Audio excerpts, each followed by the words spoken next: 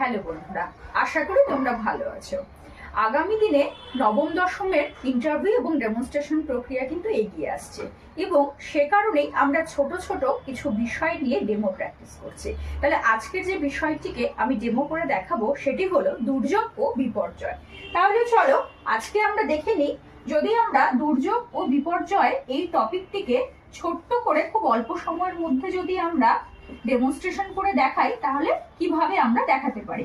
একটা কথা মাথায় রাখতে হবে, যে কোনো টপিকে যদি আমরা ডেমনস্ট্রেশন করে দেখাতে চাই না কেন, ডিরেক্ট টপিকে ঢুকতে বলছেন ইন্টারভিউয়াররা। কেননা উনারা ইন্টারভিউ বোর্ডের যারা থাকছেন, সময়ের যেহেতু অতি অভাব, তাই সরাসরি আমরা অতিরঞ্জিত কথাবার্তা না গিয়ে সরাসরি কিন্তু আমরা ইন্টারভিউর যে ডেমনস্ট্রেশন দেব সেই টপিকে আমরা ঢুকে যাব। তাহলে আজকের আমাদের টপিক হলো দুর্যোগ ও বিপর্যয়। এই ব্যবস্থাটিকে বা এই যে টপিকটিকে যদি আমরা ছোট করে 5 থেকে 6 মিনিটের মধ্যে ডেমো রেডি করি বা দেখাতে চাই, তাহলে কিভাবে দেখাতে পারি চলো এটি দেখে নেওয়া যাক। শুরু করছি। আচ্ছা ছাত্রছাত্রীরা, তোমরা লক্ষ্য করেছো না, হঠাৎ করে মাঝে মাঝে প্রচুর বৃষ্টিপাত হলে রাস্তাঘাট কেমন জলে পরিপূর্ণ হয়ে যায়, ড্রেনের জল উপচে রাস্তায় চলে আসে, যানবাহন চলাচলে অসুবিধা হয়, আমাদের কোথাও যেতে অসুবিধা হয়।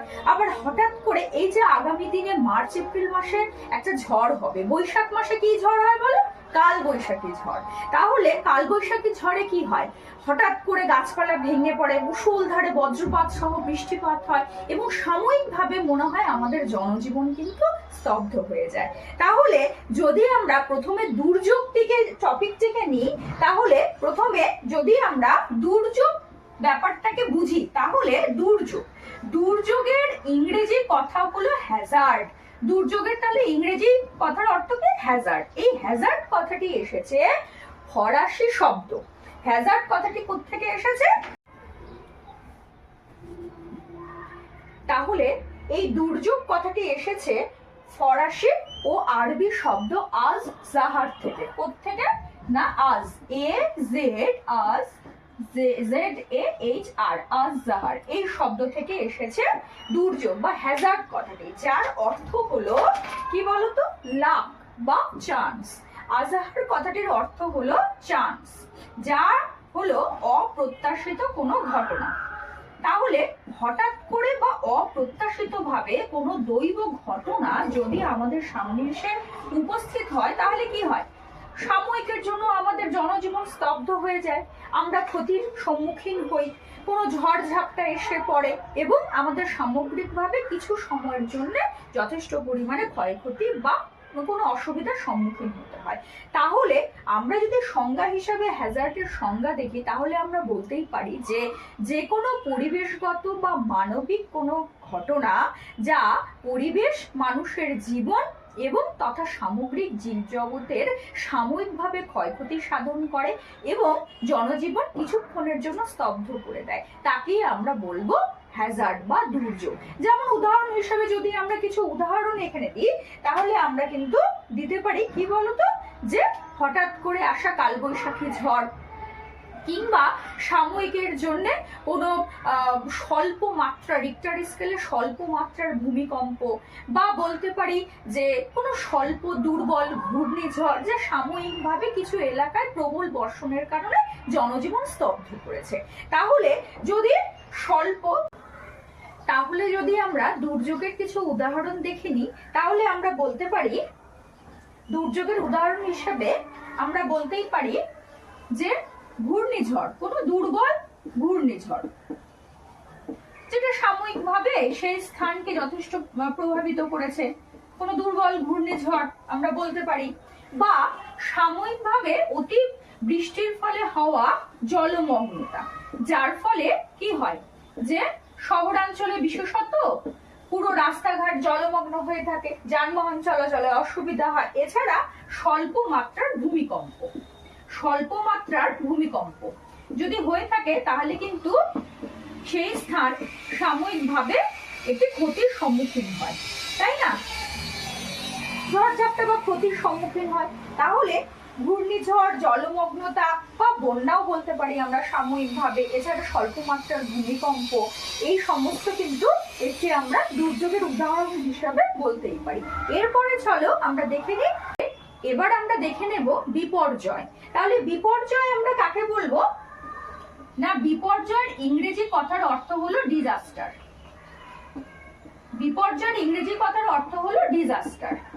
কিন্তু এই ডিজাস্টার কথাটি এসছে কোত্থেকে? ডিজাস্টার কথাটি এসছে ফরাসি শব্দ থেকে।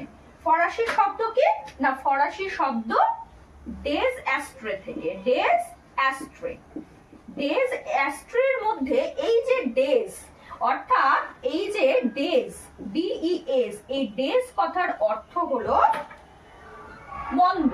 ডেজ কথার অর্থ হলো মন্দ বা খারাপ বা শয়তান। এবং এই অ্যাস্ট্রে, অ্যাস্ট্রে, অ্যাস্ট্রে কথার অর্থ হলো তারা বা স্টার যাকে আমরা বলি, ঠিক আছে, বা তারা। অর্থাৎ ডিজাস্টার কথার সম্পূর্ণ অর্থ দাঁড়ালো মন্দ বা শয়তানের তারা। কিন্তু যদি আমরা সংজ্ঞা হিসাবে ডিজাস্টারকে বলি তাহলে আমরা বলতে পারি যে যেসব পরিবেশগত বা মানবিক কার্যাবলী এত ব্যাপক বিস্তৃত হারে ক্ষয়ক্ষতি ডেকে আনে, যা জীবন ও সম্পত্তির ব্যাপক ক্ষয়ক্ষতি সাধন হয় এবং যার ফলাফল হয় গভীর ও সুদূর প্রসারী। অর্থাৎ বিপর্যয়ের সঙ্গে কিন্তু দুর্যোগের একটি সম্পর্ক রয়েছে। যে দুর্যোগ হিসাবে আসা কোনো কারণ যদি তার মাধ্যমে হওয়া ঘটনার মাধ্যমে এত ব্যাপক বিস্তৃতভাবে জীবন ও পরিবেশের তথা মানুষ ও সমস্ত জীবজগতের ব্যাপক হারে ক্ষয়ক্ষতি সাধন করে, যা পূরণ করা প্রায় অসম্ভব, সে সময় সরকারের জরুরি ঘোষণা এবং সেই পরিস্থিতির মোকাবিলার জন্য সরকারকে আন্তর্জাতিক সাহায্যের প্রার্থনা করতে হয়, তাহলে সে সামগ্রিক যে একটি ব্যাপক ক্ষয়ক্ষতির পরিস্থিতি তাকেই আমরা বিপর্যয় রূপে চিহ্নিত করতে পারি। তাহলে এবার চলো বিপর্যয়ের কিছু উদাহরণ আমরা দেখে নিই। আমরা বিপর্যয়ের অনেকগুলো উদাহরণ দেখতে পাই, তার মধ্যে অন্যতম যদি আমরা বলি মনুষ্যকৃত উদাহরণ হতে পারে কি না, পারমাণবিক বোমা বিস্ফোরণ। ধরো কোন স্থানে পারমাণবিক বোমা বিস্ফোরণের ফলে হওয়া যে ক্ষতি সেটা কিন্তু অপূরণীয়। তাহলে আমরা প্রথমেই বলে নেব পারমাণবিক বোমা বিস্ফোরণ উদাহরণ হিসেবে, ঠিক আছে। এবার পারমাণবিক বোমা বিস্ফোরণের পরে আমরা আরো বলতে পারি প্রাকৃতিক ভাবে কিছু কারণ বলতে পারি, যেমন অগ্নুৎপাত। বিভিন্ন যেমন প্লিনি বা পিলি শ্রেণীর অগ্নুৎপাতে ঘটা অগ্নুৎপাতের ফলে যে হওয়া দুর্যোগ বা বিপর্যয়, তার সেই ক্ষয়ক্ষতিগুলো কিন্তু অপূরণীয়। কিছু ইতিহাসে এমন ঘটনা রয়েছে অগ্নুৎপাতের, যার ইতিহাস যদি আমরা দেখি তাহলে দেখব যে সেই ক্ষতিগুলো এখনো পূরণ করা সম্ভব হয়নি। এছাড়া যদি আমরা দেখি যে প্রায় প্রতি বছর বিহারের কোশি নদীর ফলে হওয়া যে বন্যা, সেটি কিন্তু একটা বিপর্যয়ের আকার ধারণ করছে। তাহলে সাময়িক জলমগ্নতা বা সাময়িক বন্যা তো কিছু সময়ের জন্য পরিস্থিতিকে খারাপ করলেও সেটি যখন ব্যাপক হারে সুদূর প্রসারী ভাবে মানুষের ক্ষয়ক্ষতি সাধন করছে এবং যার ফলাফল গভীর এবং মারাত্মকভাবে মানুষের জীবনহানি ঘটাচ্ছে, তাহলে কিন্তু সেই সময় যে হওয়া বন্যা, সেই বন্যাকে কিন্তু আমরা বিপর্যয় রূপে আখ্যা দিতেই পারি। এছাড়া আমরা বলতে পারি খরা। খরা।